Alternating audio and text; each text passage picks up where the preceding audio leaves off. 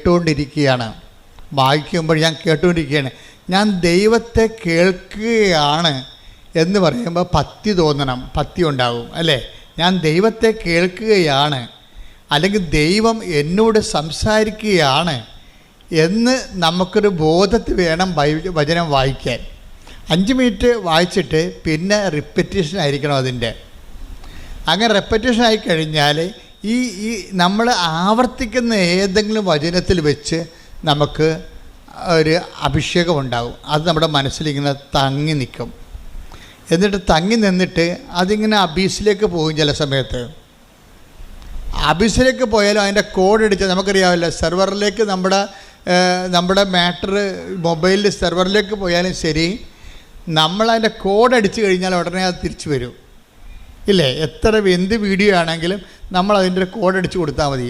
ഇതുപോലെയാണ് വചനം വിട്ട് വായിച്ച ഒരു പ്രശ്നം ഉണ്ടായിക്കഴിയുമ്പോൾ പരിശുദ്ധാത്മാവ് നമ്മളെ സഹായിക്കും. ഈ പ്രശ്നത്തിന് ഈ വചനം വെച്ചാണ് പ്രാർത്ഥിക്കേണ്ടത്.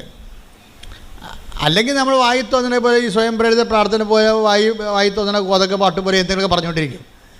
അതല്ല, അത് മനുഷ്യൻ്റെ വചനമാണ്. പലപ്പോഴും ദൈവത്തോട് ഇടപെടുമ്പോൾ ദൈവത്തിൻ്റെ വചനം തന്നെയാണ് നമ്മൾ പറഞ്ഞ് പ്രാർത്ഥിക്കേണ്ടത്. നമുക്ക് ചിലപ്പോൾ നമ്പറൊന്നും അറിയാൻ പറ്റത്തില്ല, പക്ഷേ ദൈവാംശം അതിലുണ്ടാകണം. ഇപ്പം ഞാനെന്താ പറഞ്ഞത്? കർത്താവേ, ജോബിൻ്റെ പുസ്തകത്തിൽ എഴുതിയിട്ടുണ്ട്, എന്താണ്, കടലിന് ഓടാമ്പൽ വെച്ചത് അങ്ങാണെന്ന്.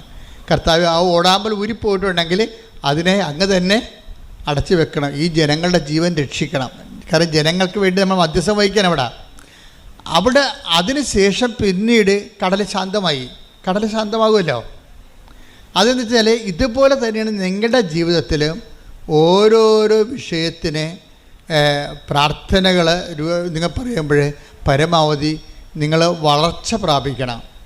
വളർച്ച പ്രാപിച്ചിട്ട് ഒന്ന് പ്രാർത്ഥിച്ച്, കർത്താവായ ദൈവമേ, ഓരോരോ വിഷയത്തിന് ആസ്പദമായ വചനങ്ങളെ അനുസ്മരിപ്പിച്ച് തരുവാൻ അഭിഷേകം നൽകണമേ.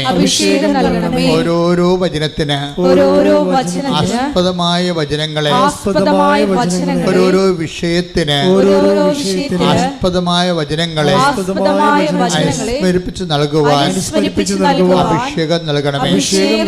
ശ്രുതികട ഹല്ലേലൂയ ഹല്ലേലൂയ ഹല്ലേലൂയ ഹല്ലേലൂയ ഹല്ലേലൂയ യേശുവേ നന്ദി ഹല്ലേലൂയ ഹല്ലേലൂയ ആരാധന ആരാധന യേശുവേ തക്ക സമയത്ത് വചനങ്ങൾക്ക് അനുസ്മരിപ്പിച്ചു നൽകണമേ. പ്രയോജനപ്രദമായി ഉപകരിക്കണമേ. ഹല്ലേലൂയ ഹല്ലേലൂയ. പരിശുദ്ധ പരമ ദിവ്യകാരുണ്യത്തിന് എന്നേരവും ആരാധനയും സ്തുതിയും പുകഴ്ചയും ഉണ്ടായിരിക്കട്ടെ. ദൈവത്തിൻ്റെ ഒരു ചായ്വെന്ന് പറയണത് നമ്മളെ ഏത് വിധേനയും ഏതവസ്ഥയിലും സഹായിക്കാനുള്ള ഒരു മാനസികാവസ്ഥയാണ് ദൈവത്തിനുള്ളത്.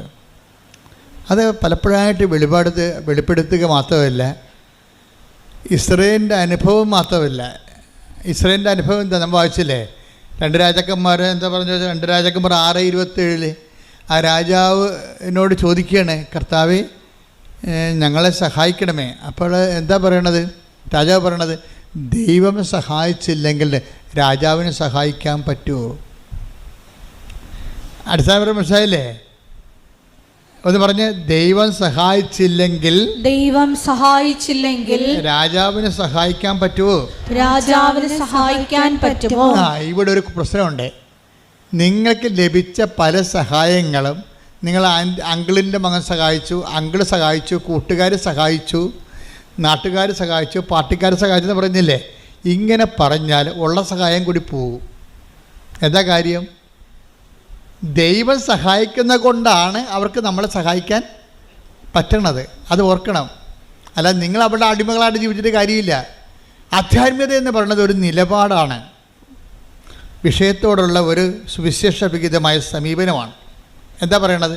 ആര് നമ്മളെ സഹായിച്ചാലും എങ്ങനെ സഹായിച്ചതായിരിക്കും? ദൈവം സഹായിച്ചില്ലെങ്കിൽ രാജാവിന് നമ്മളെ സഹായിക്കാൻ പറ്റുമോ എന്ന് പറഞ്ഞേ? ദൈവം സഹായിച്ചില്ലെങ്കിൽ രാജാവിന് നമ്മളെ സഹായിക്കാൻ പറ്റുമോ?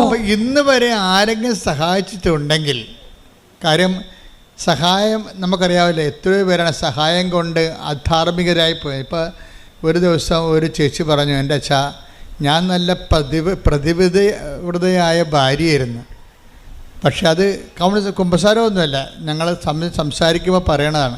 ഞാൻ ചേച്ചി പ്രാർത്ഥനാ ജീവിതം ശ്രദ്ധിക്കുക വെച്ചാൽ, പക്ഷേ പ്രാർത്ഥനാ ജീവിതമേ എനിക്കിപ്പോൾ ഒരു കോൺഫിഡൻസ് ഇല്ലെന്ന് പറയും.